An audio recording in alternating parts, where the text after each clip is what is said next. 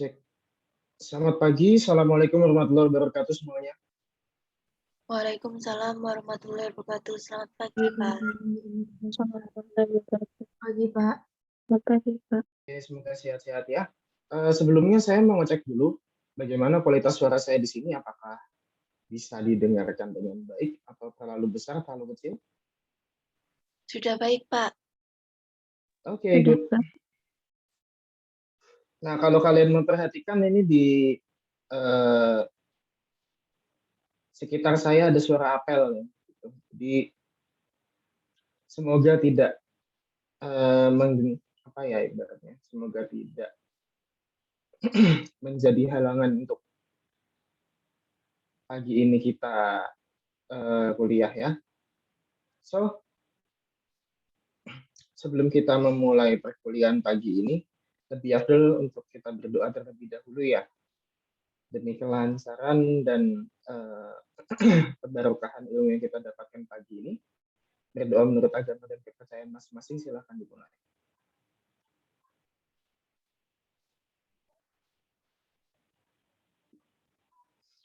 Adin selesai, dan untuk yang PJ kelasnya nanti silahkan untuk melaporkan siapa saja yang masuk dan siapa saja yang tidak masuk ya hari ini di grup psikologi pendidikan. Hari ini sampai ke materi Complex Information Process. Nah, ini adalah materi lanjutannya dari yang kemarin. Bisa dikatakan Information Processing Approach itu kan semacam, bisa dikatakan semacam intronya ya. Jadi kalau untuk kita bisa membahas yang ini, which is ini adalah proses yang lebih advance, kita harus mengetahui intronya dulu. Kayak kemarin kan kita membahas mengenai atensi, mengenai memori, mengenai encoding, mengenai metakognisi dan sebagainya macamnya. Kenapa kita membahas itu? Karena itu adalah sebagai dasar ya, dasar untuk membahas yang ini. Gitu. Nah, untuk yang kemarin bertanya dan saya masih belum menjawab, mohon maaf ya. Perlukah dilanjutkan jawabannya? Misalnya long term memory. Ini saya sambil menjelaskan saja deh kalau begitu. Jadi kan kemarin kita berbicara mengenai bagaimana kita mengambil pengetahuan yang itu bentuknya informasi. Diawali dari atensi dulu. Atensi, setelah itu informasi yang kita peroleh itu kita encode.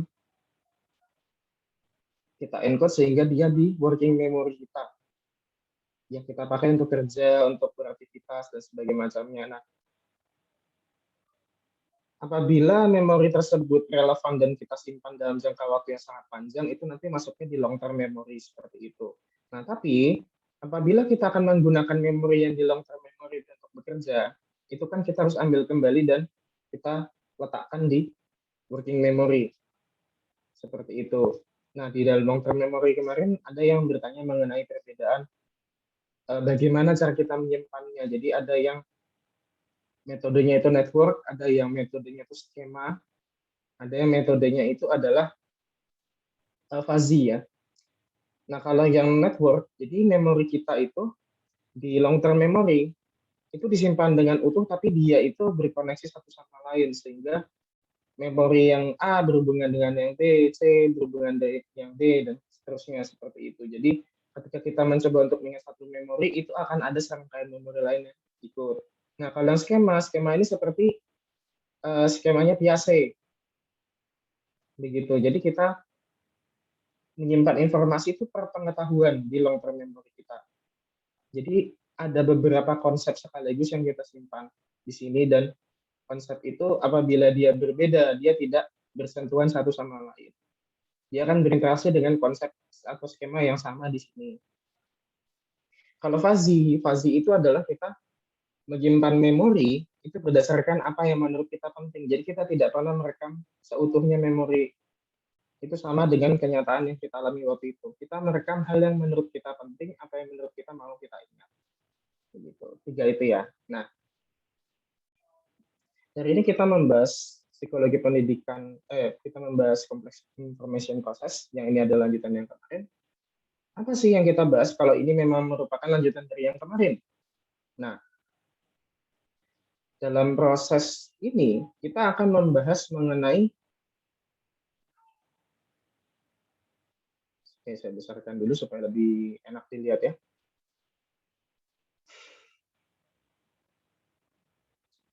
Nah, setelah kita berbicara mengenai atensi dan memori kemarin, dan metakognisi juga ya, kita membahas mengenai bagaimana kita melakukan pemahaman kompleks, bagaimana kita melakukan berpikir, which is itu berpikir adalah memodifikasi informasi, lalu kita melakukan problem solving, dan bagaimana kita melakukan transfer learning.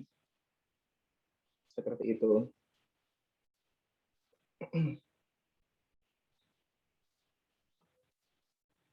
Nah, oke teman-teman, untuk kita memulai pertemuan, kayaknya lebih enak kita sambil interaksi ya, sambil kita kuis, sambil kita diskusi ya. Begitu. Nah, ini siapa yang di sini belum sarapan?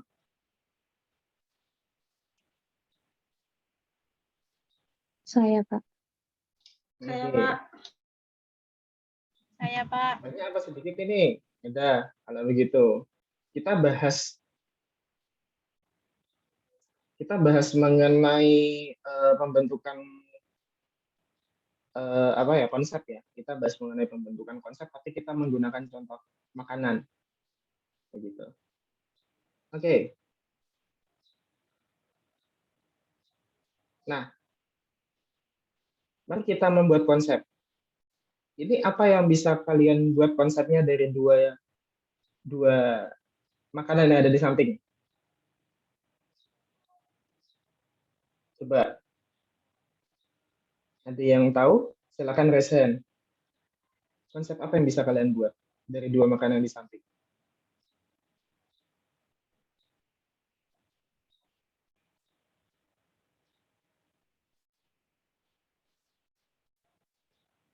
Wah, kelaparan ini pada diem, ayo gimana? Kelihatan kan ini apa?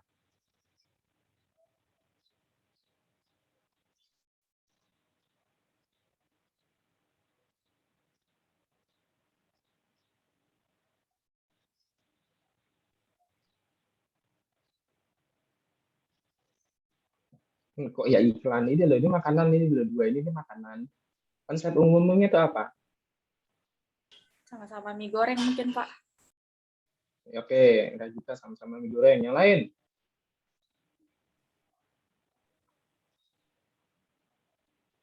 Mengenyangkan. Kenapa? Mengenyangkan, Pak. Mengenyangkan. Oke, mengenyangkan. Oke, kalian ada nggak yang mencoba menjawab bahwa keduanya ini mie instan?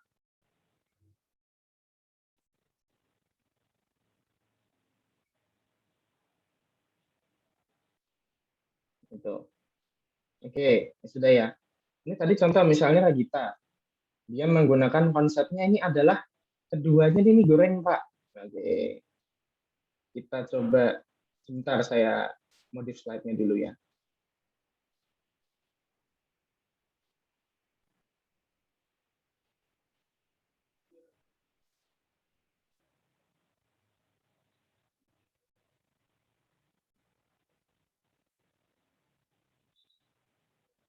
Nah, kalau kayak gini gimana?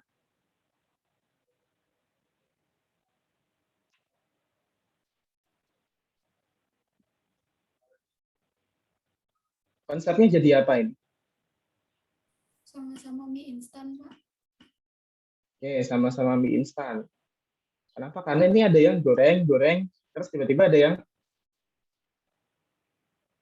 rebus. Tapi semuanya tetap mie instan. Ya kan, walaupun dia beda brand, dia beda cara masaknya, dia sama. Begitu. Oke. Kita modifikasi lagi ya.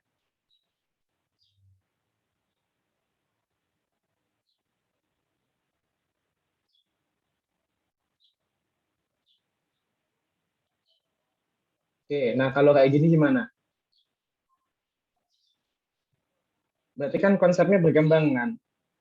Ini yang di atas, deretan atas, oke, sama-sama mie instan, beda cara masak. Tapi yang di bawah ada yang isinya dua, porsinya dua. Berarti kan kita konsepnya melebar kan, kita meluas konsepnya. Jadi awalnya kita tahu bahwa ini mie instan itu berbeda di rasa dan cara masaknya. Ada yang dikuahin, ada yang digoreng. Nah, tapi ini tambah lagi konsep kita, kan meluas jadinya. Ada yang porsinya isinya dua, begitu kan? Oke.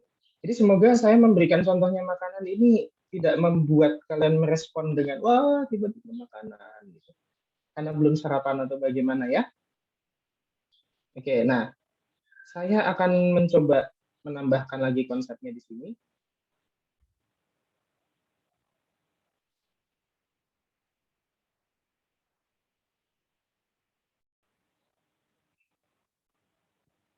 Oke. Ini ada yang belum pernah makan, Mbak? Ya, Pak. Oke, belum pernah makan karena pedes gitu ya, karena takut nanti tiba-tiba sakit perut gitu ya. Iya. Iya, oke. Nanti kan meluas lagi kan di sini, berarti konsepnya. Ada yang varian yang sangat pedas dibandingkan yang lain. Ada yang dia punya fitur menonjol yakni rasa sangat pedas. Dan ya porsinya banyak, sama dengan yang isi dua tadi, sering isi dua. Ya gitu. Tapi dia menonjol di pedas. Oke.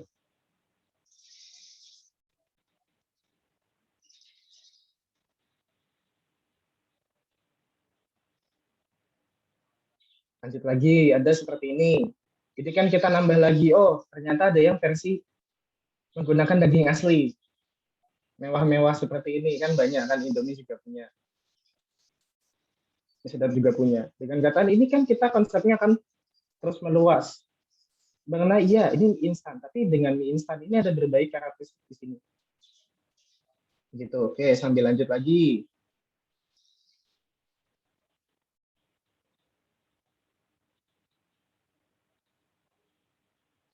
Tadinya kan kita berpikir bahwa oke, mie instan itu adalah yang seperti ini dimasaknya seperti ini. Gitu. Terus tiba-tiba kita ketemu ini. Beda lagi, tapi dia tetap instan. Hanya saja cara masaknya berbeda. Dia sudah kita nggak perlu untuk ini ya membuka bumbunya, dimasukkan ke mie setelah jadi. Dia ini begitu dibuka tinggal siram air panas kan, dan dia sudah jadi karena bumbunya sudah ada di situ semua. Oke, lanjut lagi.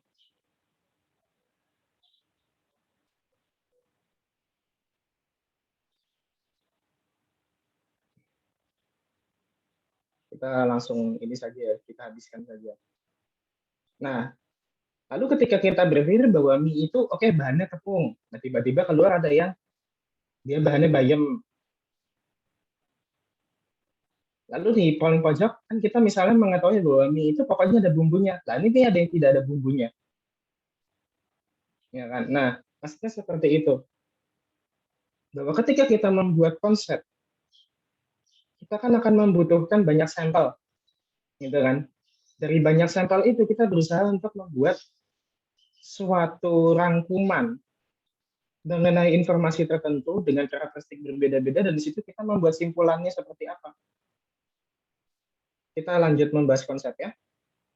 Kenapa sih kita membuat konsep? Nah, sebetulnya otak kita ini cenderung mengarahkan kita untuk mengelompokkan informasi yang serupa. Kita ini menyimpan informasi berdasarkan keserupaan, berdasarkan kesamaannya.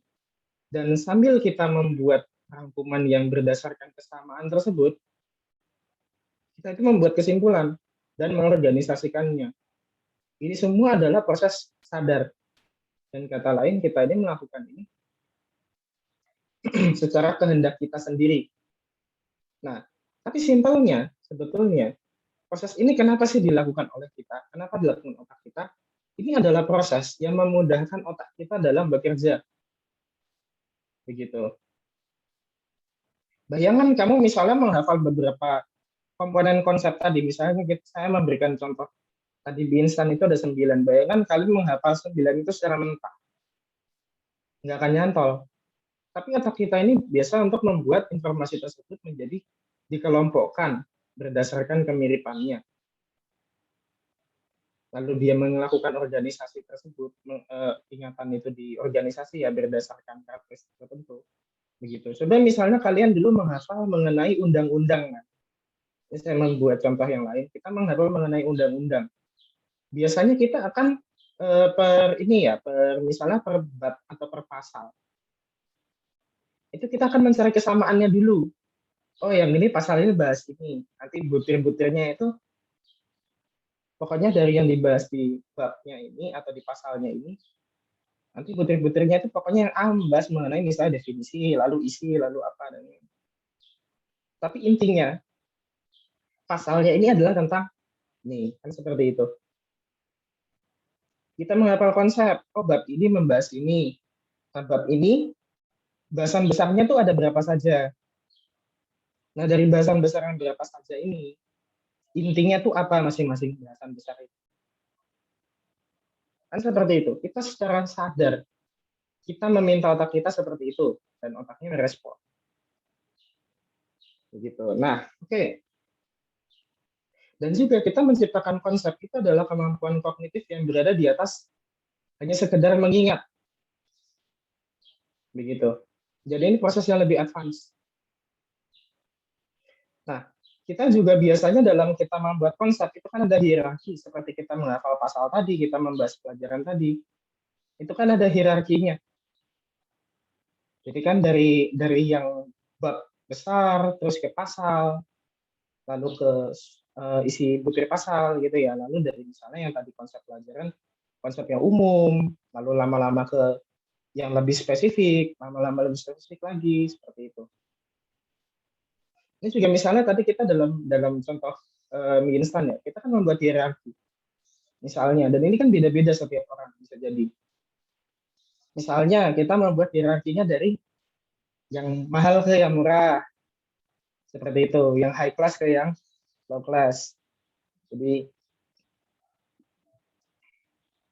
yang berada di price range di atas 10.000, lalu yang di antara 10.000 dan 5.000, setelah itu yang di bawahnya, seperti itu misalnya. Lalu di sampingnya misalnya ada yang masaknya mudah dan masaknya sulit. Gitu. Lalu dari porsinya itu juga ada kategorisasi ke sampingnya seperti itu. Nah, tadi kan misalnya kita hanya mengetahui konsepnya itu dua, tadi yang mie goreng sama mie sedap goreng. Itu kan kita hanya mengetahui konsep, oke, mie instan seperti itu. Ketika ditambahkan yang rebus satu, itu kan jadi meluas. Oh, ternyata ada yang caranya direbus. Dan pokoknya kita itu makin banyak mendapatkan sampel. Itu kan sebetulnya pemahaman kita sebelumnya atau konsep kita sebelumnya. Itu kan diujikan dalam hipotesis testing. Seperti itu. Nah, dan memang karena kita semakin banyak informasi, kita akan semakin diuji dan makin banyak bahannya untuk kita mengembangkan konsep itu. Itu sebetulnya adalah cara kita untuk membuat tambah pintar otak kita dalam membuat konsep tertentu.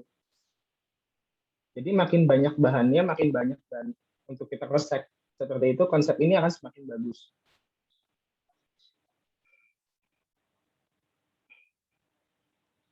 Nah, sebetulnya membuat konsep ini bisa diajarkan tidak? Nah, sebetulnya ya dalam kita menjelaskan misalnya dalam pendidikan dasar, buku-buku itu secara otomatis dia sudah mengkategorisasikan materi itu berdasarkan hierarkinya supaya mudah diingat. Jadi dibuat semacam bab, lalu itu kontennya bagaimana, lalu subkontennya bagaimana, dan itu kan terus menurun. Persis bagaimana otak itu bekerja. Nah, seperti itu. Nah, tapi kalau misalnya kita mengajarkan konsep yang umum ya, misalnya ke anak-anak TK atau ke SD awal, mengenai misalnya kita membahas Binatang. Binatangnya itu reptil. Reptil bertelur, oke. Nah, tapi reptil itu kan size-nya kan dia bermacam-macam dari yang kecil sampai ke dinosaurus. Dinosaurus kan reptil, seperti itu. Menjelaskannya bagaimana? Oke, konsep umumnya reptil itu adalah makhluk yang dari wujud seperti ini, dari kulit seperti ini, karakteristiknya seperti ini. Dia ada yang memakan tanaman, dia ada yang memakan hewan lain. Begitu. Dia ada yang hidupnya di zaman prasejarah, ada yang di zaman modern. Bentuk kakinya reptil ini seperti ini, mereka itu lalu karakteristik lainnya kan, gitu. Itu kan sebenarnya bisa dibuat hierarki dalam kepalanya anak yang kita ajarkan itu, bahwa ini reptil, tapi ada beberapa kategorisasinya seperti itu menurut karakteristik apa. Nah, masing-masing kategorisasi ini kan bisa diturunkan ke contoh yang seperti apa, gitu. Jadi sebetulnya dalam kepala kita ini kalau kita membahas konsep, kita berbicara mengenai semacam bagaimana keorganisasian ya, semacam mind map begitu. Jadi bayangkan dalam kepala kita ini ada puluhan, ada ribuan mind map mengenai konsep knowledge yang kita tahu. Seperti itu kita menyimpan. Nah, kalau kita membuat konsep, mengajarkan anak-anak mengenai konsep yang sebetulnya mereka itu secara belajar sendiri pun tahu, tapi membuat mereka sadar buat konsep itu bagaimana, di sini ada 4 cara. Yang pertama, definisikan dulu. Misalnya tadi konsep reptil. Reptil adalah makhluk yang ini. Nah, itu definisinya. Lalu istilah-istilahnya. Dalam definisi itu kan pasti ada istilah-istilahnya. Itu misalkan dia berkulit sisik. Berkulit sisik itu artinya adalah nih, mereka bertelur. Bertelur ini seperti ini. Kenapa? Karena mereka bla bla bla bla. Begitu. Lalu mereka memiliki karakteristik mata yang seperti dan ciri-ciri fisik lainnya. Ini kan adalah komponen dari penjelasan definisi tadi. Nah, komponen-komponen ini mereka harus mengerti juga secara detail seperti apa. Lalu contoh utama dari reptil, begitu kan. Nah, lalu itu yang ketiga tadi contoh utama. Lalu keempat ini contoh tambahan untuk apa? Untuk mereka di konflik ideasnya dengan sesuatu yang baru. Begitu. Kan seperti misalnya reptil, mereka disuruh menjelaskan reptil yang biasa mereka tahu kan. Tiba-tiba kita kasih mereka konsep dinosaurus there. Yang itu juga adalah reptil. Mereka kan juga kaget kan biasanya anak-anak yang usianya awal. Oh, ternyata mereka tuh reptil juga gitu, tapi sudah punah. Begitu. Jadi ada contoh lain untuk kita membuat mereka belajar dengan mengembangkan konsep tersebut. Oke. Nah, itu tadi kan membangun konsep ya. Lalu kita mengenai berpikir atau thinking bahasanya. Jadi kalau dalam konteks information processing, berpikir itu adalah aktivitas untuk manipulasi dan pengolahan informasi dari memori. Jadi memorinya kita panggil, kita manipulasi, atau dan kita olah untuk melakukan sesuatu. Seperti itu. Nah, jadi kalau kita berbicara bahwa berpikir itu dia mengolah informasi, berarti informasinya ini harus sudah ada dulu di memori. Atau kita bisa dengan kita melakukan atensi, kita mengambil informasi tersebut dari sekitar kita. Begitu. Nah, berpikir itu dilakukan untuk apa? Kita lakukan untuk membuat konsep yang tadi ya. Jadi kita mengawali membuat konsep itu kan dengan berpikir juga. Lalu menalar, berpikir kritis, critical thinking ya, decision making atau membuat keputusan, berpikir kreatif dan memecahkan masalah. Begitu. Nah, di sini ada executive function. Mungkin kita sudah pernah bahas ini sebelumnya mengenai executive function. Nah, jadi executive function itu kan di kepala kita ini di lobus frontal. Ini kan ibarat dia ini adalah direkturnya segala proses di kepala kita yang sadar begitu. Jadi kita itu sebagai makhluk yang berkehendak, yang kita melakukan sesuatu berdasarkan keinginan kita. dan kehendak kita. Ini pusat kontrol atas keinginan perilaku kita dan semacamnya itu ada di depan sini, lobus frontal. Begitu. Nah, kemampuan kognitif yang tinggi-tinggi itu letaknya juga di lobus frontal ini. Kenapa? Karena lobus frontal ini yang dia itu di dalamnya ada executive function. Executive function ini dia ini mengarahkan perilaku bertujuan. Jadi kita melakukan perilaku secara ada arahnya dan melakukan manajemen diri. Begitu. Teman-teman ada yang sudah pernah mendengar konsep executive function ini sebelumnya atau belum? Not yet. Oke, kalau begitu. Belum. Oke.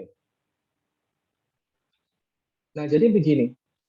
Ini kan dia mengontrol segala perilaku dan segala urge atau keinginan kita kan di sini. Jadi ibarat kita ini kan ada dorongan biologis, dorongan pengen, dorongan yang sifatnya harus dikontrol. Bukan selalu ini hal yang jelek, tapi kan kita bisa mengontrol kapan ini dilakukan. Begitu. Nah, ini kendalinya ini ada di executive function. Jadi misalnya dalam mengontrol perilaku, kenapa sih kita misalnya di kelas, kita di depan webcam, kita di Zoom meeting, kita nggak lompat-lompat. Kenapa? Karena sesuatu yang nggak patut. Secara konteks sosial ada. Tidak diperbolehkan seperti itu. Dan ini sifat aturannya kan adalah sosial dan sanksi sosial kan. Seperti itu. Kita bicara mengenai kepatutan. Karena kita tahu kita melakukan itu nggak patut, makanya kita tidak melakukan itu. Kita mengontrol dari sini, kamu jangan lompat-lompat. Seperti itu. Ini kendalinya di sini. Dia menahan. Gitu. Menahan perilaku tertentu, melakukan perilaku tertentu yang lebih sesuai dengan apa yang kita inginkan. Lalu fleksibilitas berpikir. Jadi ini apabila kita berpikir kita bisa membuat multiple solution, dan di sisi lain kita bisa melihat masalah lebih objektif, kita bisa memahami pemikiran orang lain ya. Jadi di sini ada fungsi empatinya juga. Dan empati itu kan bagian dari fleksibilitas berpikir ya. Kalau orang itu dia cenderung kaku kan dia agak sulit melakukan empati, sulit memahami posisi orang lain, perasaan orang lain, begitu. Lalu menentukan tujuan. Nah, goal setting. Jadi apa yang kita mau capai dengan effort atau resource yang kita miliki saat ini, dan terakhir ini yang sangat sering dibahas, menunda gratifikasi. Jadi intinya seperti ini, menunda gratifikasi. Ini eksperimennya dulu seperti ini. Anak-anak yang dia itu berusia TK, mereka itu diberikan permen. Satu. Nah, apabila permen ini tidak dimakan dalam waktu setengah jam, dan itu mereka sambil direkam kamera ya, mereka duduk di meja, dikasih permen di depannya satu, nanti dilihat lagi setelah setengah jam. Nah, setelah setengah jam, kalau misalnya permen itu belum dimakan, mereka akan diberikan satu permen lagi. Begitu eksperimennya. Dan setengah jam ini kan waktu yang lama. Gitu. Jadi kan mereka harus menahan keinginan mereka kayak, jadi kenapa sih nggak makan permen ini dengan segera dan tepat keluar gitu kan. Karena memang sudah nggak akan dikasih lagi. Kenapa sih harus menunggu? Kenapa harus... Nah, gitu. Jadi dalam eksperimen itu menunjukkan anak-anak yang dia itu mampu sabar menunggu sampai datangnya permen kedua dengan mereka tidak ngapa-ngapain permen yang pertama tadi, itu biasanya mereka secara akademik ya, ini kan di usia-usia TK, secara akademik di sekolah lanjutannya nanti mereka akan lebih sukses dibandingkan yang lain. Kenapa? Karena mereka itu bisa belajar untuk menunda gratifikasi. Begitu. Jadi perilaku mereka bisa mereka kontrol. Hal yang mereka mau lakukan. Ini makan permen ini kan bukan sesuatu yang necessarily jelek kan. Tapi maksudnya apabila mereka bisa mengontrol perilaku mereka untuk nggak makan permen sekarang, mereka akan bisa makan permen 2 di waktu selanjutnya. seperti itu. Dengan kata lain, kalau mereka mampu menahan gratifikasi yang instan tadi, mereka akan mendapatkan benefit lebih banyak dengan bisa makan 2 dibandingkan 1.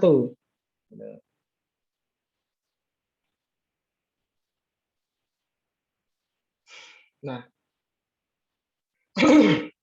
maaf.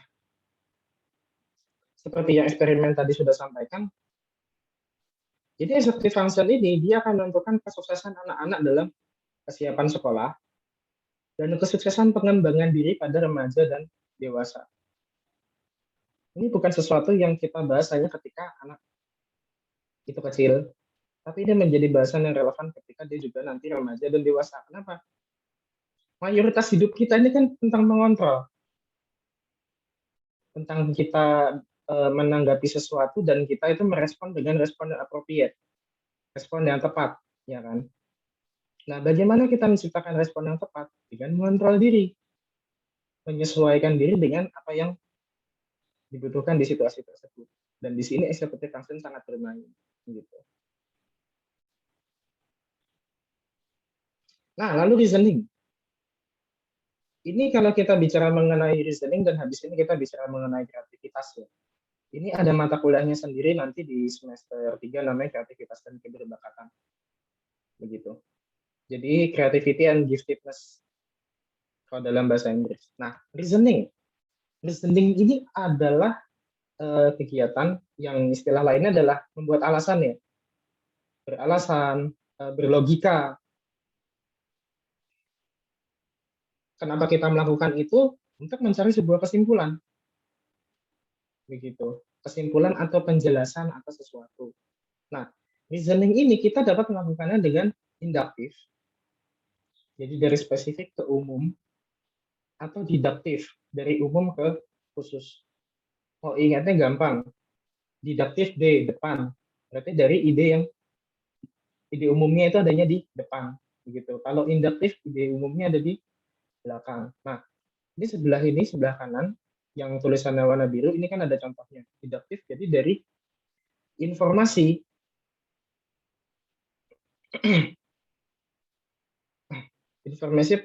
information pattern tentative hypothesis teori. Begitu. Jadi kita bicaranya sebentar. Jadi kok malah kebalik tulisannya. Induktif sama diduktifnya. Oke, jadi kalau ini induktif sebelah kiri ini ya. Jadi dari informasi, lalu kita mencari polanya, kita mencari hipotesisnya, kita mencari teorinya.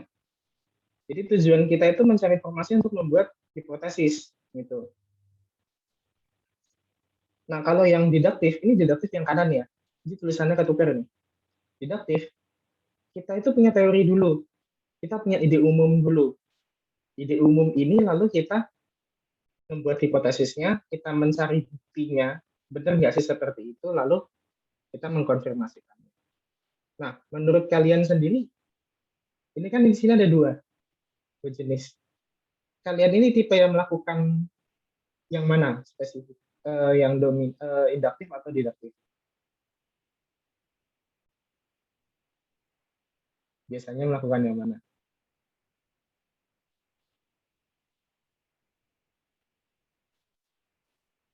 Mungkin kalau apa nih Pak? Iya. Dalam apa?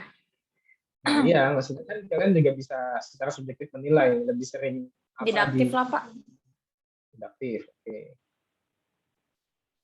Yang lebih sering induktif ada? Jadi yang tipe pemikiran detektif gitu? Induktif kayaknya. Oke, gitu ya. Nah, jadi gini teman-teman, sebetulnya bisa dikatakan orang itu dia punya prefer tipe pemikirannya seperti apa kalau ini. Ada yang dia dominan di deduktif, ada di induktif. Tapi sebetulnya ini kedua ini adalah proses yang resiprokal.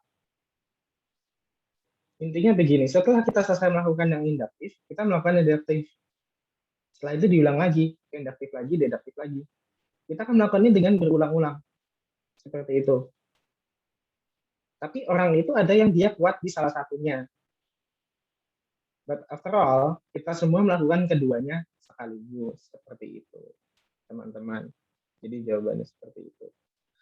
Oke, lanjut. Critical thinking. Critical thinking ini adalah kegiatan yang dia itu refleksi, memproduksi pemikiran baru, atau mengevaluasi sesuatu.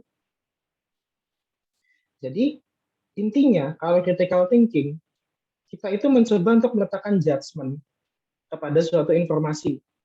Nah, kalau kita mau mencoba melakukan judgment, ini kan prosesnya panjang.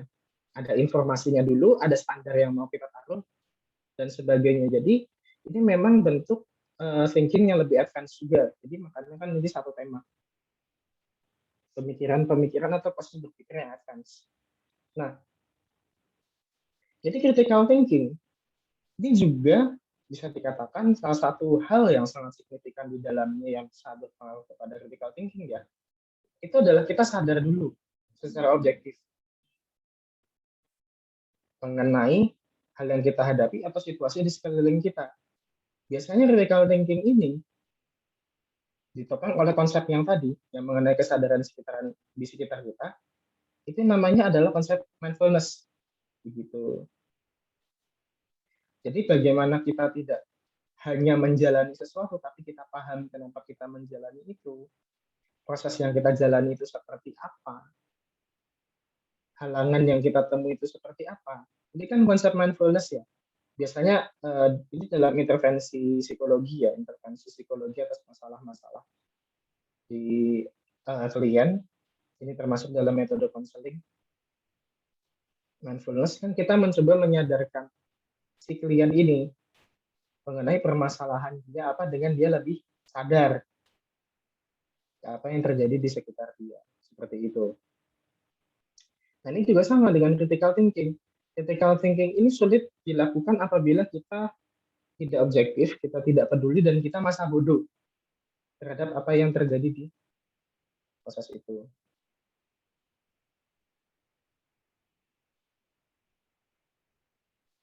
Oke, ciri berpikir kritis ya. Dan kita semua melakukannya. Begitu. Biasanya nih kita melakukan critical thinking ketika kita sudah bertanya mengenai bagaimana dan mengapa.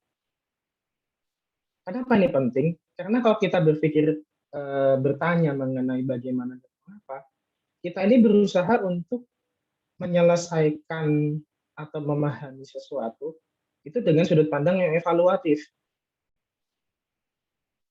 Dengan kata lain, kita mengurai asal permasalahannya seperti apa, bagaimana penyelesaian masalahnya, dan bagaimana kita meletakkan judgment. Kan seperti itu kan? Gitu. Dan ini sebetulnya dari anak kecil pun mereka sudah punya kemampuan seperti ini. Kalau misalnya kita main ke TK ya, kita main ke TK atau kita interaksi dengan anak-anak yang usia TK, kan pertanyaannya biasanya pertanyaan-pertanyaan yang kita tidak bisa pikirkan sebelumnya gitu. Gitu. Misalnya dia bertanya, kenapa sih manusia harus mati gitu.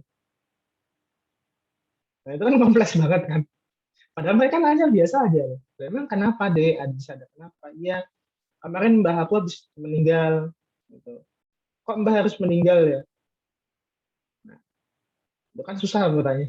Pertanyaan yang biasanya guru-guru TK itu lebih stres untuk menghadapi pertanyaan yang candid-candid macam ini dari anak kecil dibandingkan misalnya mengurus perilaku. Karena memang anak kecil mereka itu kan ketika bertanya, mereka kan belum tahu konteks sosial kan. Jadi mereka tidak dibatasi. Mereka hanya ya nanya aja. Tapi nanya itu dengan apa ya, bukan dengan tujuan yang jelek. Mereka bertanya karena mereka ingin tahu. Nah, ini bibit-bibit berpikir kritis ini sebetulnya sejak kecil, sejak masih anak kecil. Hampir semua orang ini melakukannya, hampir semua orang punya. Begitu hampir semua orang punya itu 99,9% melakukannya. Nah, lalu juga ini kan kita selalu mengedepankan kalau misalnya berpikir atau kita membuat statement, oh itu harus ada dasarnya. Nah, berpikir kritis ini tidak sekedar kita berbicara ada dasarnya. Tapi kita juga bisa mengevaluasi, oh kalau orang itu berbicara seperti itu atas dasar seperti ini, dasarnya sendiri betul nggak? cara pengambilan keputusan atas dasar itu betul nggak gitu. Jadi kita tidak hanya ibaratnya berpaku pada prinsip yang kayak pakemnya ini seperti ini gitu, tapi kita bisa menilai, kita bisa mengevaluasi proses dalam pakemnya itu seperti apa gitu. Oke, lalu mampu melakukan diskusi secara rasional, dengan kata lain dia bisa melakukan diskusi yang di situ dia tidak dikuasai emosi ya gitu ya. Jadi dengan kepala dingin, lalu dia juga bisa melakukan relativitas thinking. Jadi bagaimana sebetulnya kadang-kadang dalam situasi itu jawaban yang benar itu lebih dari satu. Begitu. Apalagi kita membicarakan konteks yang terkait dengan manusia. Biasanya jawaban benarnya itu lebih dari satu. Kenapa? Karena kita berhadapan dengan subjektivitas orang-orang yang berbeda kan biasanya. Begitu. Nah, di situ juga kita membicarakan mengenai empati. Empati ini kan kita bisa punya pemikiran objektif mengenai orang lain itu seperti apa. Lalu berpikir secara efektif dan efisien, tidak bertele-tele kalau ditanya ini jawabannya ini. Gitu. Nah, lalu mempertanyakan jawaban. Oke, saya jawab seperti ini. Menurut saya yang benar itu seperti ini. Tapi dari apa yang saya jawab, itu betul tidak. Dari apa yang orang lain jawab, itu betul tidak cara menjawabnya. Jadi dia mengevaluasi ulang. Seperti yang tadi kan, critical thinking itu ada proses judgment. Kita berusaha untuk menjudge sebuah informasi berdasarkan standar tertentu. Lalu dia juga bisa berspekulasi. Kita tuh menebak kalau pola informasinya seperti ini, nanti jadinya ini. Kalau atas informasi yang kita punya seperti ini, kita bertindak A, itu salah apa enggak dengan informasi yang kita sudah punya, dan sebagainya. Oke teman-teman, ini adalah bahasan yang saya rasa panjang dan agak ngebut ya. Jadi sampai sini ada yang mau bertanya?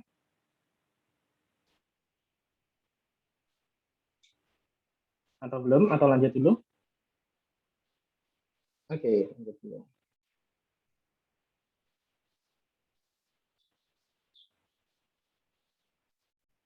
Nah, jadi critical thinking ini kan kita membicarakannya di anak pertumbuhan juga ya, di dalam setting pertumbuhan, karena kita membahasnya masih dalam konteks pendidikan. Nah, jadi kalau dalam konteks pendidikan kita membahas bahwa critical thinking ini kan ada bahannya dulu. Karena kan kita mencoba menjudge dengan suatu standar. Nah, suatu standar ini biasanya adalah kompetensi dasar dan informasi atas bidang yang kita kritisi ini. Ya kan? Kita kan nggak bisa mengkritisi kalau kita nggak tahu apa tentang itu. Atau memang misalnya kita tidak ahli di situ, biasanya kita kan nahan diri untuk tidak mengkritisi. Nah, karena apa? Karena kompetensi tadi itu yang kita jadikan standar untuk menjudge sesuatu. Oh, ini baik, oh ini jelek. Oh ini kurang sesuai, ini sesuai. Oh ini cara perbaikannya seperti ini, kalau yang itu udah bagus. Gitu. Nah, ini sebetulnya hal yang penting ya, menumbuhkan critical thinking, menumbuhkan kompetensi. Begitu. Jadi misalnya dalam pendidikan dasar itu kan krusial ya. Bisa dikatakan sesuatu hal yang krusial. Kenapa? Karena dia itu menumbuhkan kompetensi yang benar-benar dasar untuk anak. Kemampuan berbahasa, kemampuan bermain, kemampuan calistung ya, baca tulis hitung, pengetahuan sosial dasar mengenai di kelas dinamikanya seperti apa, bagaimana berperilaku di masyarakat dan sebagainya macamnya. Ini kan kompetensi dasar, begitu. Kalau dalam anak-anak, apabila kompetensi dasar ini dia tidak terbentuk dengan baik, ketika dia sudah move on ke masa remaja, ini kan berarti dia masih ada utang nih, utang kompetensi dasar ini, dan dia harus memenuhi dulu. Kalau kompetensi dasar seseorang itu kurang, itu nantinya dia critical thinking-nya itu juga akan ikut kurang. Kenapa? Karena dalam critical thinking dia butuh kompetensi itu untuk menjudge. Kalau dia ketika di masa kecil kurang, maka remaja pun tertinggal. Critical thinking-nya pun juga akan kurang gitu. Nah, ini biasanya di remaja ini kita tuh sudah mulai disiapkan dengan masa-masa yang kita tuh sudah bisa untuk mengkritisi sesuatu. Jadi kan nakalnya anak kecil sama nakalnya remaja kan beda. Kalau anak kecil dia biasanya lebih banyak mencontoh. Kalau remaja kita seringkali berhadapan dengan kasus-kasus di mana anak ini bisa jadi nakal atau berperilaku tidak sesuai. Tapi dia tuh menganggap dirinya benar karena dia punya alasan sesuatu atau dia mengkritisi dengan judgement tertentu kan. Biasanya begitu. Kenapa daya kritisinya sudah mulai muncul, pemikiran abstraknya sudah mulai muncul. Gitu. Kalau ingat di pertemuan awal-awal mengenai kita membahas Jean Piaget, itu kan di usia 12 ke atas kan kita sudah punya pemikiran abstrak yang utuh. Begitu. Jadi kalau pemikiran abstrak itu sudah berkembang, kita sudah bisa menilai moral baik buruk, gitu kan? Kita bisa menjatuhkan judgement dengan lebih baik. Kita bisa membuat standar untuk diri kita sendiri seperti apa. Kita bisa menilai orang lain seperti apa, gitu. Mulai bisa. Nah, ini kalau kita berbicara mengenai critical thinking, ini menumbuhkannya ini agak-agak bisa dikatakan agak-agak conflicting ya. Kenapa di satu sisi kalau remaja yang dia kemampuan sosial dan emosinya itu masih dibangun, mereka melakukan critical thinking kan jadinya perilaku yang secara sekolah kan tidak dianggap sebagai perilaku yang baik biasanya. Ya, ada juga saluran-salurannya itu yang baik, tapi kan biasanya sekolah sendiri bermasalah dengan cara-cara berpikir kritisnya seperti itu atau berperilaku kritis seperti itu. Nah, di satu sisi lagi, sekolah ini kan kita selalu berbicara mengenai standar. Nah, critical thinking dan mungkin kreativitas seseorang itu kan sesuatu yang kontra dengan sesuatu yang standar, begitu. Sesuatu yang harus ngikutin pakem, sesuatu yang harus mengikuti aturan kaku, begitu. Ini kan sesuatu yang dua ini tuh, yang tiga ini tuh berkonflik. Nah, tapi apakah sekolah itu bisa mengembangkan critical thinking? Sebetulnya bisa. Jadi mereka ini dengan memperbanyak pengalaman dan sumber pengetahuan untuk anak-anak ini banyak mengajak mereka refleksi dan merenung gitu ya. Jadi ibarat kegiatan yang itu judgement sifatnya itu kan skill ya. Jadi mereka harus diulang-ulang dilatih seperti itu sampai skillnya itu jadi lama-lama critical thinking mereka pun akan matang. Nah, lalu berlatih merencanakan kegiatan dan melakukan evaluasi. Jadi seperti apa? Jadi kalau misalnya anak-anak remaja itu mereka mulai aktif berkegiatan di organisasi, aktif di event, aktif di membuat kegiatan besar di sekolah, itu biarin aja. Kenapa? Karena itu adalah cara mereka untuk belajar mengasah critical thinking dan pemikiran-pemikiran kompleks lainnya. Begitu. Oke, lalu kita bicara mengenai decision making. Ini juga konsep yang tidak jauh berbeda dari critical thinking. Kenapa? Karena di sini ada judgement juga sama. Judgement untuk apa? Untuk kita memilih di antara pilihan yang ada, dari alternatif pemilihan yang ada. Ya ini mungkin kalau kita melakukan dalam kehidupan sehari-hari, karena kita sudah biasa ya. Kita tidak sadar bahwa kita sudah menjatuhkan decision di pilihan-pilihan yang sulit. Yang biasanya itu ada banyak alternatif sekaligus. Nah, bagaimana kita bisa melakukan pemilihan dengan kita kan menimbang semua pilihan yang ada ini kan? Iya enggak? Dengan alternatif-alternatif yang ada ini kan kita timbang satu-satu. Atau secara umum kita sudah langsung ngetok palu, oh kalau misalnya pilihan itu dia melanggar batas dengan dia itu misalnya melanggar prinsip saya yang A, B, C, D, E gitu, itu langsung saya tolak. Tapi yang lain yang dia tidak melanggar prinsip saya masih pertimbangkan. Ujung-ujungnya kan decision making itu adalah proses yang kompleks. Tapi kita sudah biasa melakukannya, jadi kayak nggak kerasa gitu. Seperti itu. Nah, ini juga dalam kita membuat pilihan, sebetulnya itu kan ada paradoks. Kan?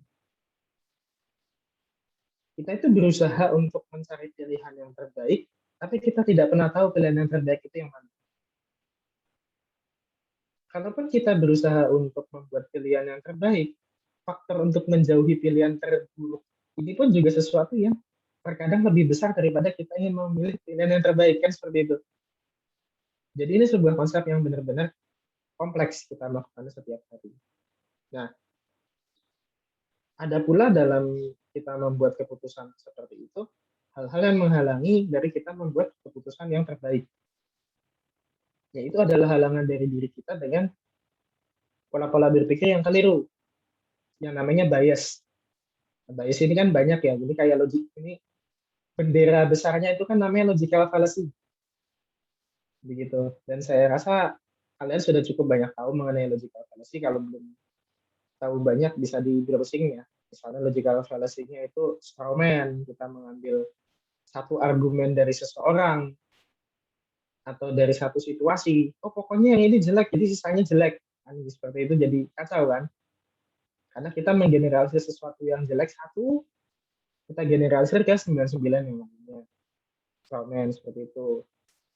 Atau kita memilih sesuatu karena kita antipati terhadap individu tertentu saja, karena kita melihat objektivitas situasi itu seperti apa.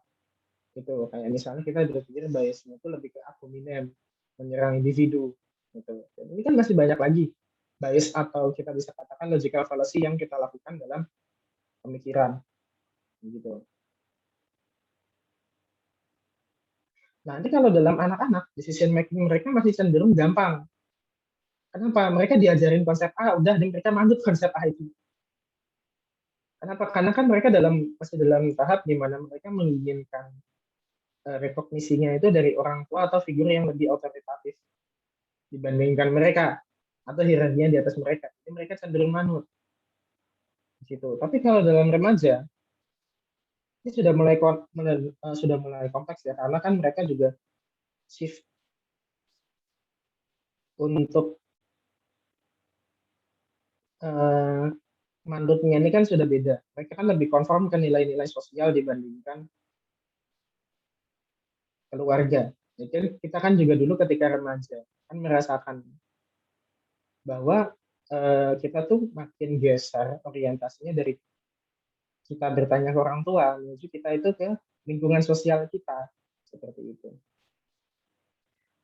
Nah, dalam remaja ini sebetulnya kalau kita bicara mengenai decision making, mereka itu biasanya akan konflik di hal di mana mereka sisi analitiknya itu, jadi mereka sudah tahu harus bagaimananya itu, konflik dengan sisi di mana mereka mau mencoba sesuatu yang lain, sesuatu yang baru, membuat pilihan yang tidak populer sehingga mereka dilihat oleh orang lain, kan seperti itu juga banyak.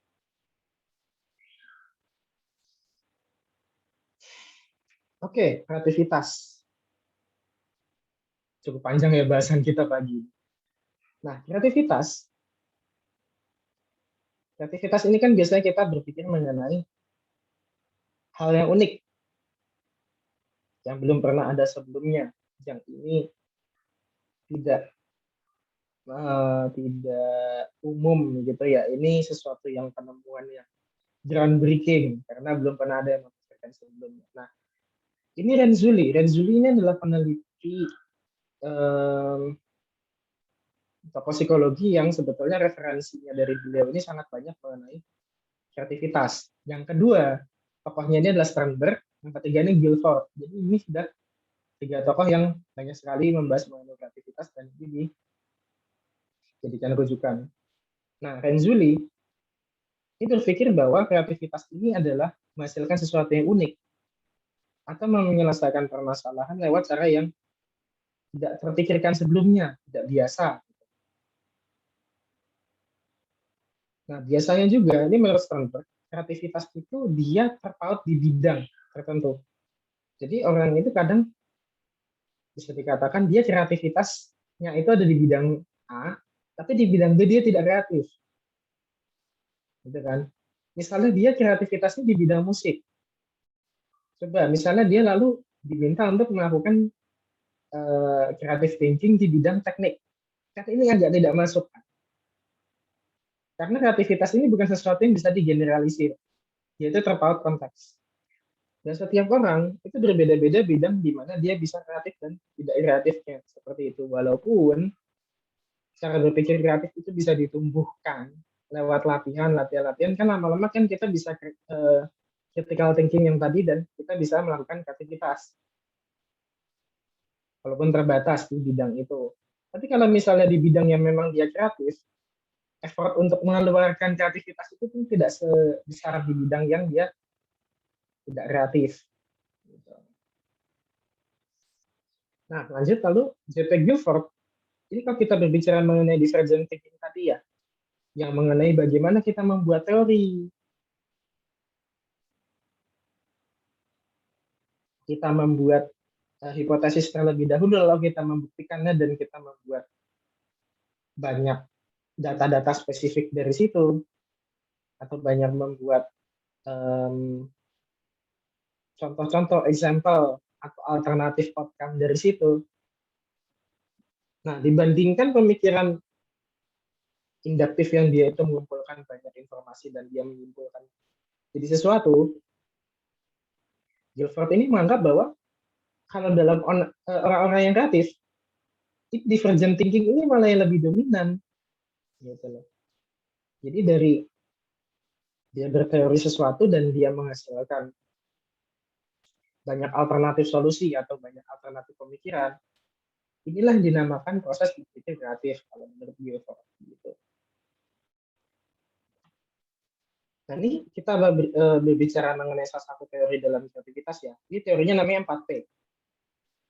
Jadi kreativitas itu didasarkan atas orangnya, orang yang membuat idenya itu, lalu produknya ini dia bisa dimanfaatkan atau tidak, seberapa unik produk ini, seberapa groundbreaking produk ini, lalu proses ini proses berpikirnya sampai kreativitas ini bisa keluar bagaimana, dan press ini adalah faktor lingkungan. Faktor lingkungannya ini dia mendorong seseorang untuk menjadi kreatif atau tidak, memberikan stimulasinya atau tidak, dan seterusnya. Gitu. Jadi intinya kalau dalam teori 4P ini, asal kreativitasnya itu dari orangnya, lalu dari seberapa unik produknya ya, lalu dari bagaimana proses berpikirnya sampai kreativitas itu keluar, dan bagaimana lingkungan ini memfasilitasi kreativitas orang itu. Oke, lalu kita bicara mengenai konsep problem solving. Jadi intinya adalah mencari jalan untuk menyelesaikan masalah. Bagaimana caranya? Dengan kita menentukan solusi, yaitu berdasarkan tujuan yang mau kita capai dari awal. Kan problem atau permasalahan ini kan ibarat pengalihan dari apa yang kita mau capai. Nah, dalam melakukan problem solving ini kan kita bisa menggeser goal yang tadinya kita mau capai. Begitu, kayak misalnya kita mau mengerjakan project bareng yang lain, ternyata waktunya tidak cukup kalau dalam 1 minggu dengan manpower yang ada. Nah, kita mau melakukan apa? Kan kita punya banyak solusi di situ kan. Antara standar pekerjaan kita turunkan supaya tepat waktu, atau misalnya tugasnya itu kita tunda sehingga hasilnya itu bisa menuruti standar yang kita mau, atau misalnya kita mencoba untuk menambah manpower yang ada sehingga tugasnya selesai tepat waktu dan hasilnya itu memuaskan juga kan, kita punya banyak alternatif kan. Ini hampir mirip dengan decision making tadi, tapi di sini kita bicara mengenai kita punya tujuan apa untuk menyelesaikan masalah yang seperti apa. Dan kita itu biasanya menyelesaikan masalah berdasarkan tujuan yang sudah kita patok di sini, seperti itu. Nah, ini Bransford dan Stein merumuskan 4 langkah untuk melakukan problem solving ya. Jadi kayak misalnya mencari dan menemukan masalah, merancang strategi penyelesaian masalah, evaluasi solusi, monitor proses, dan adaptasi. Nah, ibaratnya ini sudah sama seperti intervensi-intervensi pada umumnya ya. Jadi kita menemukan masalah, merancang strategi penyelesaian masalah, lalu evaluasi apakah solusi yang kita mau coba lakukan itu betul atau tidak, dan kita memonitor proses dan melakukan adaptasi di tengahnya apabila misalnya yang kita lakukan dirasa kurang efektif, oh bagaimana meningkatkannya. Gitu. Lanjut, ini project based learning dan problem based learning ya.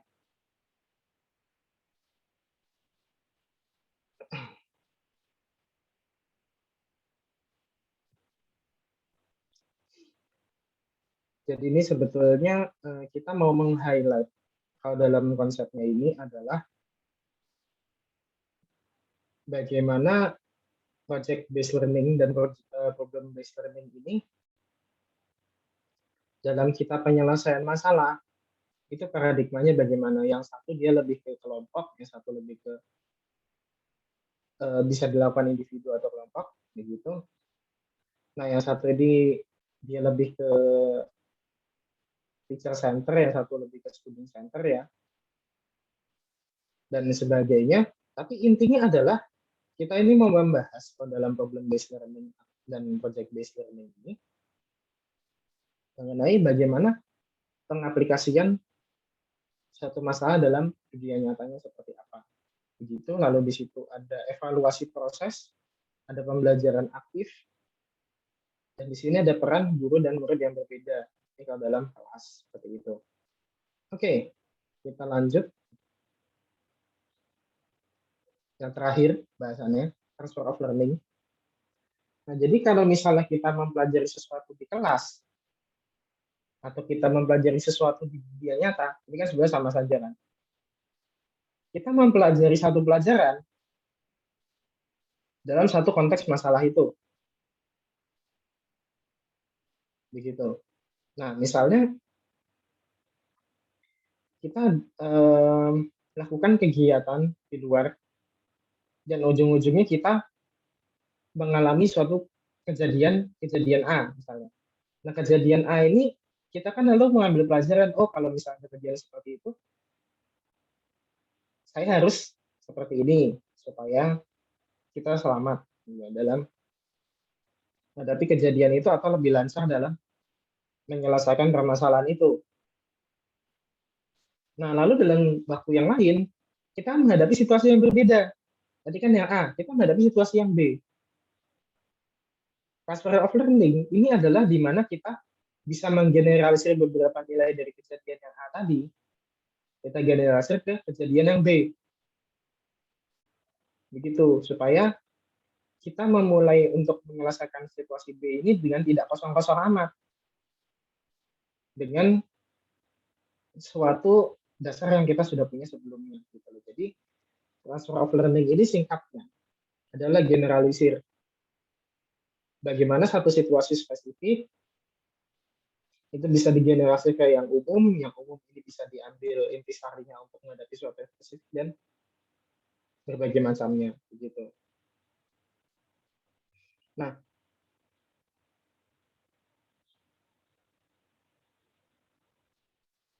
ini dalam pelajaran sekolah ataupun dalam kehidupan nyata.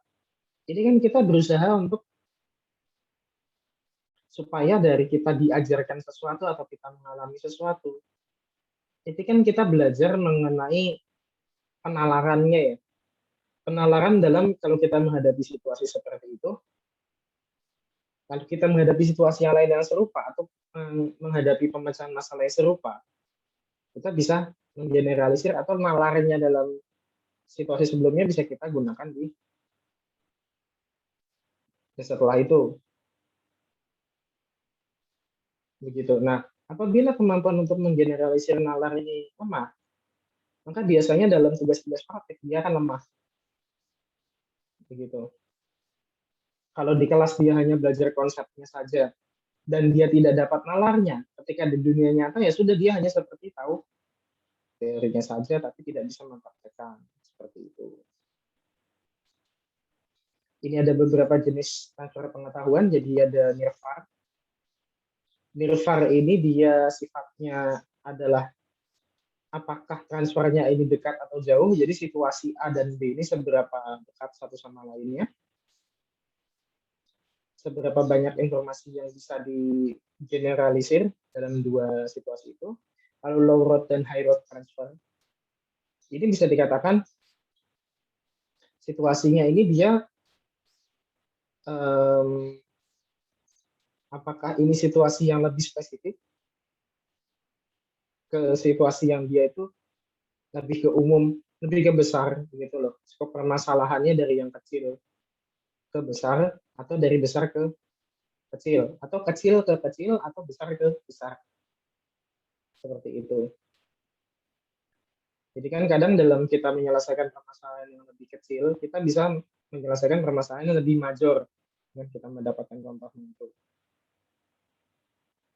Ini juga bisa digeneralisir ke situasi yang lebih umum. Nah, yang terakhir ini yang paling susah.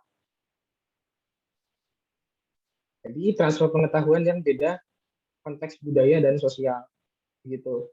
Nah, kalau kita mau menggeneralisir yang terakhir ini kan kita harus lebih aware dengan konteks budayanya. Bisa jadi pemecahan masalahnya itu pemecahan masalahnya sama-sama efektif. Tapi dalam budaya ini tidak bisa dilakukan karena ada larangan tertentu atau ada kebiasaan yang berbeda atau mengenai ada halangan budaya yang terdapat di antara dua kebudayaan yang berbeda ini, kayak misalnya kalau kita melakukan solusi yang sama dengan di budaya A yang kita tahu ke budaya B, misalnya solusi ini dianggap secara sosial tidak bisa diterima gitu karena ini tidak melibatkan kelompok yang lebih luas. Jadi ini saya berbicaranya mengenai yang abstraknya saja atau konteksnya saja ya, atau konsepnya. Daripada spesifik, nanti kan kita bisa nanti malah maksudnya kita jadi menduga-duga gitu, oh, jangan-jangan ini kelompok yang itu, ini budaya yang itu gitu. Tapi barrier budaya itu nyata. Gitu. Jadi kalau kita dalam menggeneralisir pengetahuan, ada baiknya kita juga mempertimbangkan faktor-faktor tersebut. Oke, sudah selesai materinya habis. Ada yang mau bertanya?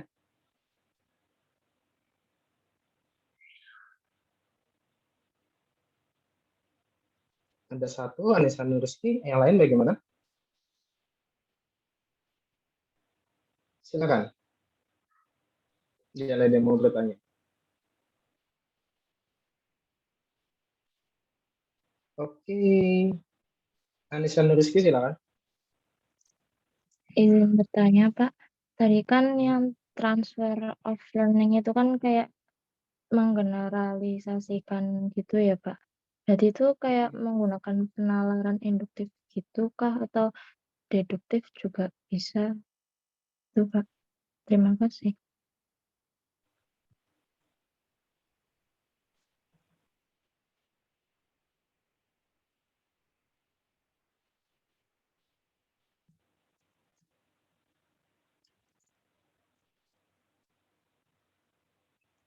Oke, terima kasih pertanyaannya. Yang lain, Koni, silakan. Gini Pak, kan misalnya kalau di psikologi itu kita ada cara untuk menjelaskan prinsip kerja mind gitu, misalnya pakai pendekatan holistik gitu kan. Nah, pendekatan holistik itu kan dia jadi kayak melebih-lebihkan mengkonstruksi realita yang lebih konsep aslinya gitu. Nah, itu tuh dia tuh bisa mempengaruhi dari proses kita decision making nggak sih Pak? Terus kenapa kalau misalnya anak kecil tuh dia lebih kritis gitu terhadap hal-hal sederhana gitu? Apa mungkin karena mereka tuh belum secara belum banyak membentuk suatu konsep, jadi mereka tuh belum terkotak-kotakan gitu Pak atas beberapa pengetahuan. Bagaimana Pak? Makasih.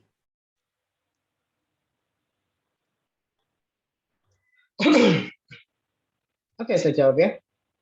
Tapi untuk pertanyaannya Anissa Nuriski, saya bertanya kembali. Kita sambil diskusi aja. Nah, asal pertanyaanmu ini dari mana? Itu Dari tadi kan saya katanya kayak yang dari suatu kayak kejadian khusus gitu ya konteks khusus gitu digeneralisasikan gitu. Terus saya mikirnya itu berarti kayak menggunakan penalaran induktif gitu kah atau gimana gitu? Oh iya, oke. Berarti menghubungkan satu konsep dengan yang lainnya tadi ya. Iya, Pak. Oke, transfer of learning. Ya, memang benar. Ini adalah proses generalisir. Jadi bagaimana suatu hal yang sudah kita pelajari, ketika kita gunakan untuk konteks yang lebih umum ya, begitu kita melakukan generalisir di situ. Ya, memang benar. Secara definisi ini adalah pemikiran yang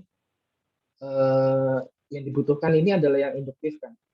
Karena apa? Karena kita berbicara dari sesuatu yang khusus, kita menjadikan itu sesuatu yang umum, begitu. Nah, tapi di satu sisi ini bisa dikatakan membutuhkan pemikiran yang induktif yang lebih banyak. Tapi di satu sisi lagi kan tadi bisa dikatakan proses induktif dan deduktif ini kan resiprokal. Jadi dia berputar satu sama lain. Begitu. Apakah ada proses deduktif dalam pemikiran transfer of learning? Ada. Bagaimana? Karena kalau misalnya kita dalam generalisir, ini kan dalam prakteknya, ini kan kita membutuhkan ini ya, kita membutuhkan proses decision making yang di situ tuh ada kita menimbang berbagai alternatif pilihan, begitu. Nah, ini kan proses deductive thinking, begitu. Jadi kalau dalam kita menggeneralisir nalarnya, ya kita menggunakan induktif. Tapi dalam kita transfer of learning dalam hal menyelesaikan masalah yang berbeda dengan knowledge atau nalar yang kita punya, ini kan juga menggunakan pemikiran deduktif. Jadi dua-duanya ada, tapi dimulakan ini dengan pemikiran deduktif terlebih dahulu. Gitu. Baik, Pak. Sudah paham. Terima kasih. Ya.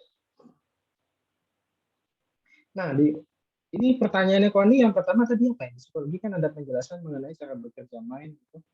Gimana tadi pertanyaannya yang pertama? Kalau yang pertama itu kan prinsip kerja mind yang holistic approach itu loh Pak, yang ada psikologi gestalt, kayak misalnya kita objeknya itu dilihat dalam lingkup yang lebih besar dari seharusnya. Itu tuh hal tersebut tuh berpengaruh nggak, kayak misalnya kita dalam misalnya decision making kayak gitu kan, jadi suatu hal itu dilihat dalam lingkup yang lebih besar, jadi kemungkinan itu kan bisa aja nggak sih Pak kayak mempengaruhi decision making kita atau enggak, atau bagaimana seperti itu. Itu yang pertama. Ya, oke. Yang kedua saya udah dengar kok tadi. Cuman yang pertama tadi agak kurang jelas, jadi saya tanyakan kembali. Nah, begini, Koni. Kalau kita decision making, tadi kan kita bisa simpulkan bahwa decision making ini adalah kita menjatuhkan, kita memilih satu pilihan alternatif yang paling cocok menurut kita di antara alternatif-alternatif yang ada. Kalau kita misalnya berbicara mengenai penyelesaian masalah dengan kita melibatkan scope, jadi ya scope berpikir atau scope kita melihat permasalahan dengan lebih luas, otomatis ini berhubungan dengan opsi yang harus kita pertimbangkan, ya enggak? Kita kan jadi harus mempertimbangkan alternatif decision yang lebih banyak, dan kita masing-masing alternatif ini tentu saja harus menimbang, begitu. Apakah ini lantas menjadi proses yang lebih sulit? Ya, ketika alternatif itu semakin banyak kan kita jadi semakin sulit dalam menentukan. Sudah judgement yang harus kita lakukan lebih banyak, dan solusinya ini juga kita menjatuhkannya kan makin pusing. Biasanya kan kalau kita untuk menyelesaikan permasalahan atau kita memberikan keputusan, biasanya alternatif permasalahan itu kita scope itu kita kecilkan supaya opsi kita makin terbatas. Dan biasanya kita dalam memutuskan, kalau opsinya itu makin terbatas, itu kita makin nggak pusing. Begitu. Nah, jadi, tapi kalau misalnya kita membuat scope of view-nya itu lebih besar, otomatis keputusan yang kita ambil itu nilai judgment-nya kan akan lebih tinggi. Karena kita sudah mempertimbangkan banyak hal dan dengan scope yang lebih luas. Begitu, Koni. Kalau dari kesulitan dia akan bertambah, tapi mungkin dari kualitas decision making-nya dia lebih bagus. Nah, kalau anak kecil, kenapa dia bisa dikatakan lebih kreatif, lebih bertanya-nya itu lebih memantik nalar ya? Gitu.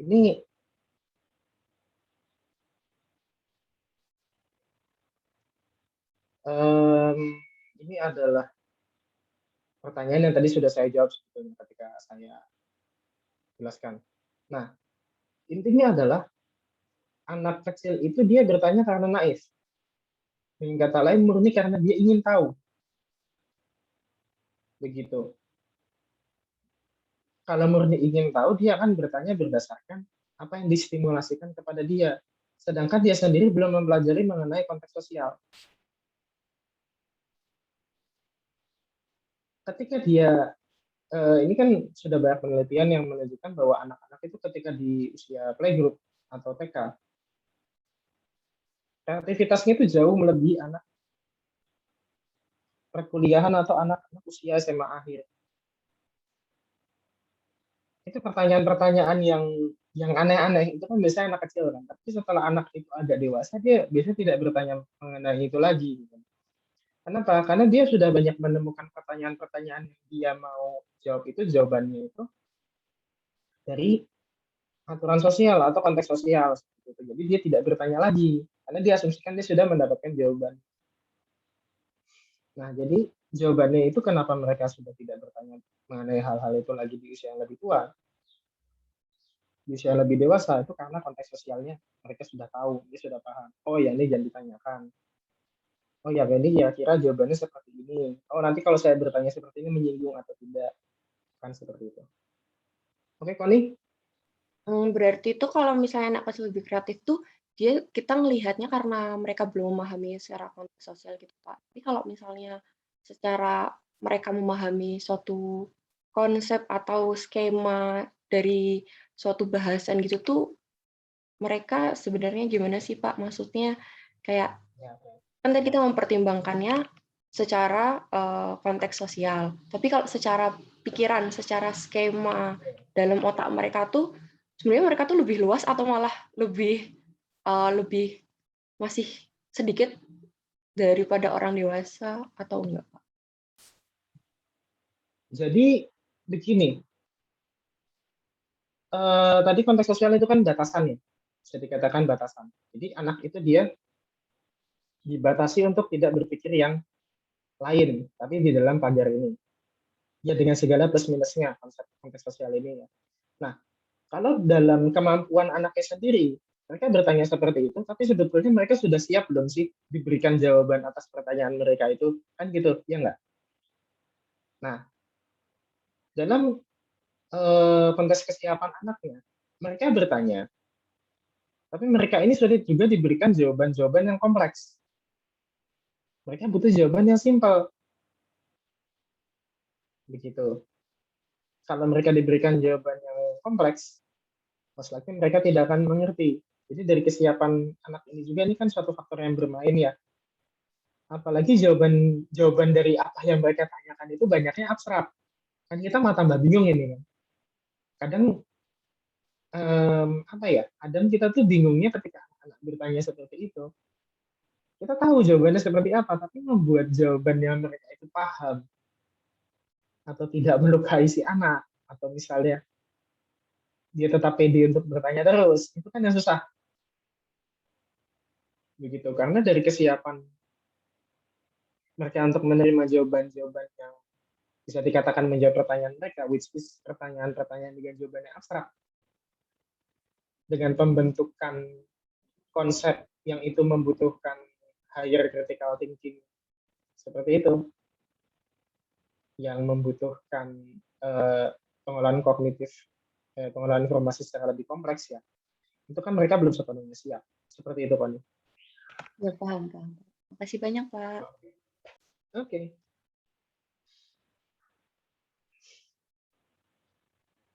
So, yang lain?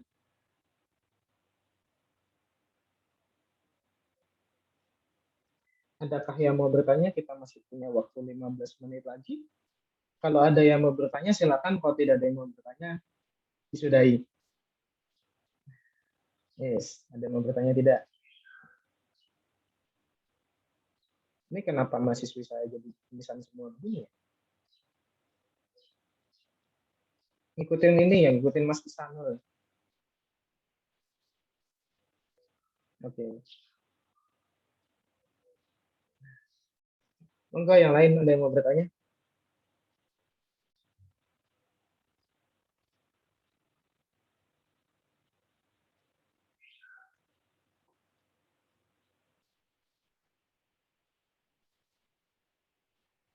Silakan.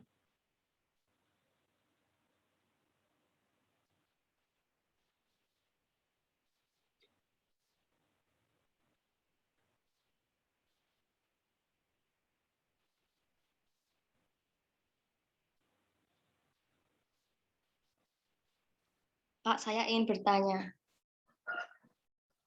Siapa ini yang bertanya? Ini, Nisa ini. Nisa Berti. Mengapa seseorang yang kreatif itu biasanya tidak bisa kreatif di semua bidang sekaligus? Tapi itu bisa nggak Pak kalau dia itu benar-benar kreatif di semua bidang gitu? Terus apa karena sudah terlalu fokus pada satu bidang dan dia itu tidak bisa mengembangkan kreativitasnya di bidang lain? Terima kasih Pak.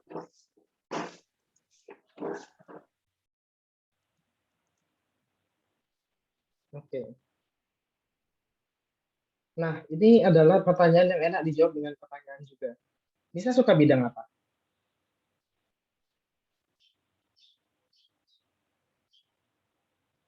Lu malah hilang loh. Nisa.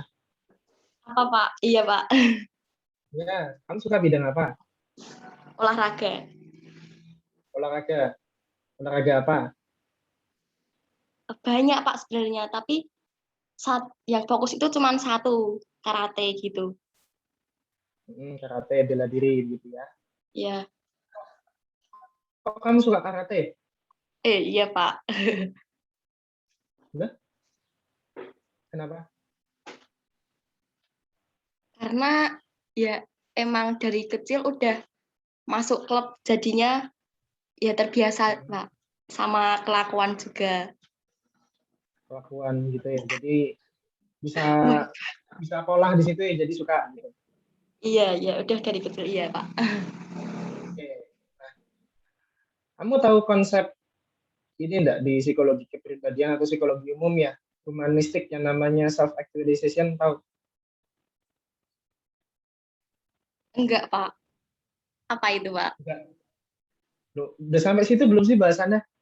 Yalah. Jadi gini. Psikologi humanistik tahu? Tahu. Oke. Nah, itu kan ada konsep namanya self actualization. Jadi seseorang itu dia dalam hidupnya tujuannya itu adalah menemukan dirinya dia, menjadi diri yang paling aktual atau paling sesuai dengan angan-angan dan cita-citanya, sesuai dengan hal yang dia sukai gitu. Itu tujuan hidup manusia menurut humanistik. Nah, konsep self actualization ini dekat dengan kreativitas. Jadi seseorang itu dia biasanya akan keluar kreativitasnya di bidang di mana dia itu aktual. Dia itu merasa bahwa ini bidang di mana saya mau berada di sini, seperti itu. Jadi itu selain dari kemampuan manusia ya, di mana manusia itu dia itu terbatas. Manusia itu terbatas. Kalau misalnya nanti udah mulai banyak membahas mengenai penelitian mesti tahu Bahwa manusia itu kalau dia diturunin di satu, dia akan naik di tempat yang lain. Kalau dia berusaha untuk dinaikin di satu, dia akan turun di tempat yang lain, seperti itu. Jadi nggak ada yang namanya manusia dengan parameter sempurna, itu nggak ada. Karena sifat alamiah manusia, ketika dia dinaikkan di satu, dia akan turun di tempat lain. Ketika dia diturunkan tempatnya satu, dia akan naik di tempat yang lain. Begitu. Jadi nggak mungkin semuanya itu sama-sama tinggi. Ini pun dengan kreativitas begitu. Kamu pasti ada satu bidang di mana kreativitasnya pasti keluar. Pasti di situ kalau mikir mengenai masalah-masalah apapun yang terjadi di bidang itu, menyelesaikannya cepat. Karena kreativitasnya keluar, kemampuannya keluar. Kamu aktual di bidang itu, self-actualization-nya nyampe di bidang itu. Di bidang yang lain yang kamu kurang suka, nah kamu sendiri merasa tidak aktualisasi kok di bidang itu. Nah, gimana mau kreativitasnya keluar? Itu penjelasan Nisa. Jadi dari dua konsep ya, dari aktualisasi diri sama dari parameter manusia itu sendiri, seperti itu. Ini by the way, ini ada tiga orang penanya namanya Nisa. Ini panggilannya siapa ya? Makasih, Pak. Oke. Kalau Anissa Koni kan panggilannya Koni. Kalau Nisa berarti ini panggilannya siapa?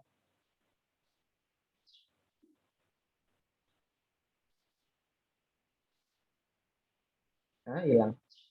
Ya, sudah.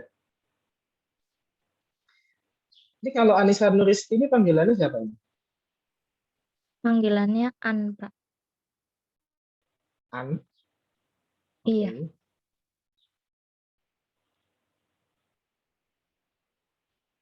Baiklah.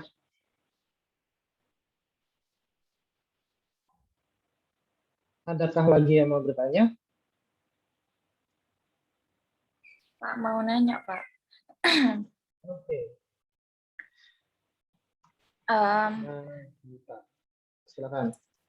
Gimana sih Pak cara kita menolak ukur kreativitas seseorang, sedangkan nggak semua orang itu berani atau percaya diri dalam menunjukkan kreativitasnya?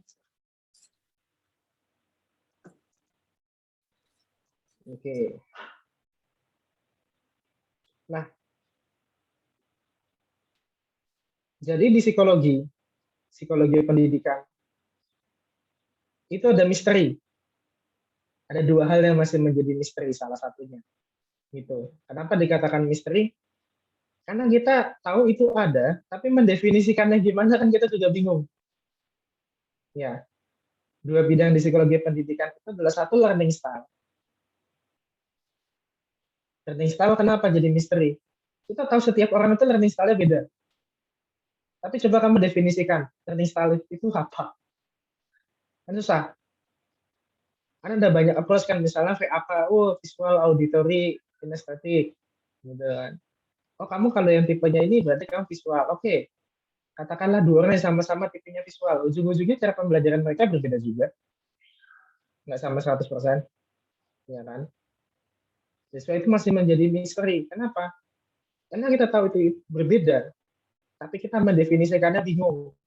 Kita melakukan klasifikasi atas perbedaan itu juga bingung. Satu tadi learning style. Yang kedua adalah kreativitas. Kreativitas ini masih menjadi misteri. Kenapa? Definisinya tidak tunggal. Dan tidak pernah tunggal. Coba kamu definisikan kreativitas itu apa?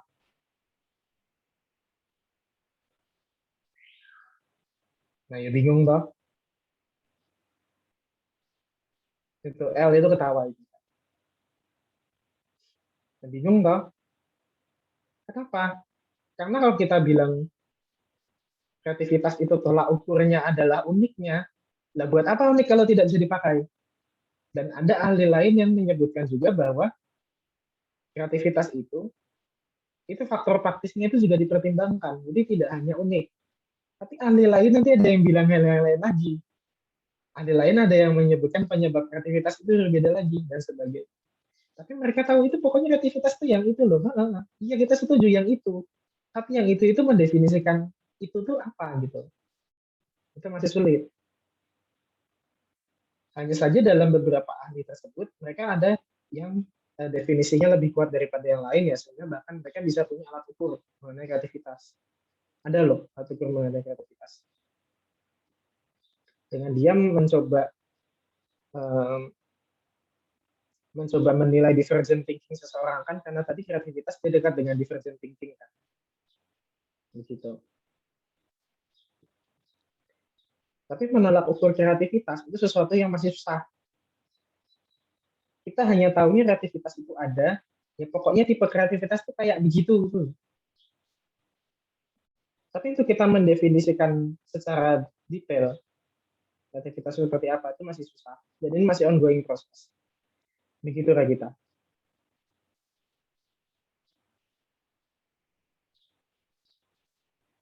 Masih bingung atau sudah bisa diterima? Bisa, terima kasih. Oke. Oke, 7 menit waktu yang tersisa. Adakah lagi yang mau bertanya? Saya Pak. Oh, siapa itu? Mas Tumben. Ya Pak. Silakan. Oh, Mas Andika. Izin bertanya Pak, mengenai executive function tadi yang kan itu ability yang mampu untuk mengatur perilaku untuk manajemen diri yang baik kan Pak. Nah, apakah itu sama kayak super ego Pak? Gitu Pak. Makasih Pak. Oke.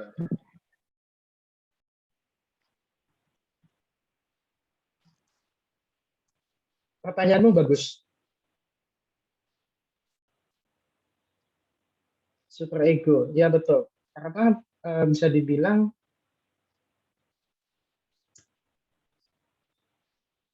dalam semua teori, dalam semua aliran psikologi, mengatur diri atau menahan diri atau mengikuti suatu standar tertentu, mencapai tujuan tertentu dengan kita menahan diri, itu semua konsepnya ada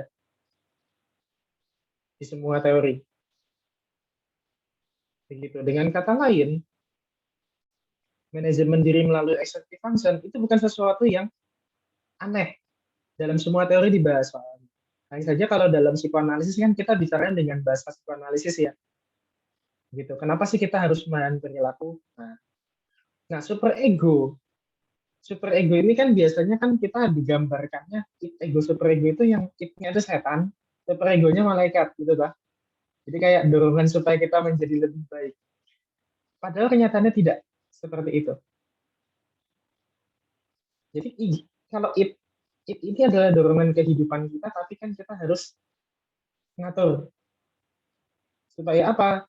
Kalau misalnya kita mencari sesuatu yang menyenangkan buat kita terus, kan diri kita rusak nanti. Makanya ada penyeimbangnya namanya super ego. Super ego ini isinya adalah kata jangan. Jangan seperti ini, nanti kamu begini. Jangan berperilaku seperti ini, nanti kamu dipandang rendah orang lain. Jangan berperilaku kayak gini, nggak enak. Jangan kamu seperti ini, nanti kamu ada hukumannya seperti ini. Kenapa kata-kata dari super ego itu adalah jangan? Karena super ego ini adalah kontrol ke diri kita. Yang itu isinya adalah guilt, rasa bersalah. Begitu. Apakah ini bisa dipakai untuk menjelaskan executive function? Oh ya, tentu saja jelas. Jadi kan berhubungan dengan koneksi ego super ego kan. Jadi ibarat kita sudah berbicara mengenai kata jangan di super ego dan kata aku pengen ini di it. Sisanya kan itu kontrolnya ada di diri sadar kita yang dinamakan ego. Begitu. Nah, ego ini yang nanti akan memutuskan dengan batasannya ini di mana dan saya pengennya apa. Saya mengarahkan perilaku saya itu seperti apa. Sama kan konsepnya? Begitu.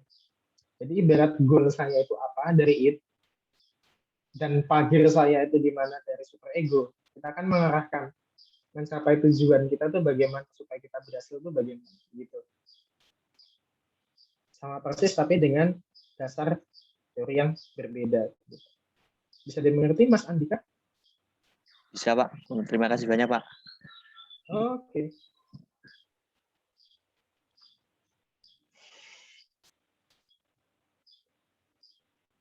Nah, ini tadi pertanyaannya lumayan kreatif menghubungkan satu konsep dengan satu lain. Oke, ada lain yang mau bertanya? Kita masih punya 3 menit. Tapi overall materinya apakah bisa dimengerti? Karena saya tahu ini pembahasannya cukup panjang dibandingkan yang kemarin.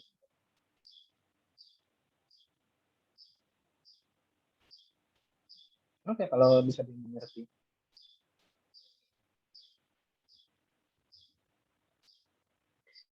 Adakah yang lain yang mau bertanya? Jika tidak, saya sudahi dulu karena ini sudah 9.08. Adakah yang mau bertanya? Oke, sudah ada yang geleng-geleng. Pak, sudah saja, Pak. Seperti itu ya. Habis ini kalian kuliah apa? PKN, Pak. PKN. Kalian enjoy nggak belajar PKN?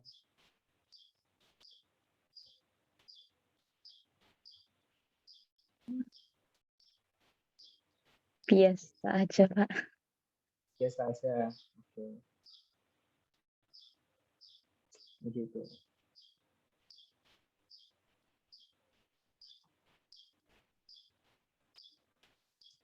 Baik, kalau begitu saya tutup pertemuan ini dulu ya. Kita sudahi dengan doa singkat terlebih dahulu supaya apa yang kita peroleh di pagi ini menjadi sesuatu yang bermanfaat hari ini dan esok.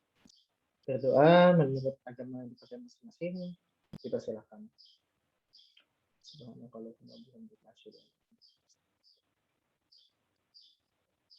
Amin, selesai. Terima kasih atas keaktifannya pagi ini semuanya. Selamat melanjutkan aktivitas. Sampai berjumpa di hari Rabu dengan mata kuliah yang berbeda. Akhirul kalam. Assalamualaikum warahmatullahi wabarakatuh. Selamat pagi, selamat melanjutkan aktivitas. Waalaikumsalam warahmatullahi wabarakatuh. Terima kasih, Pak. Waalaikumsalam. Makasih, Pak. Yuk.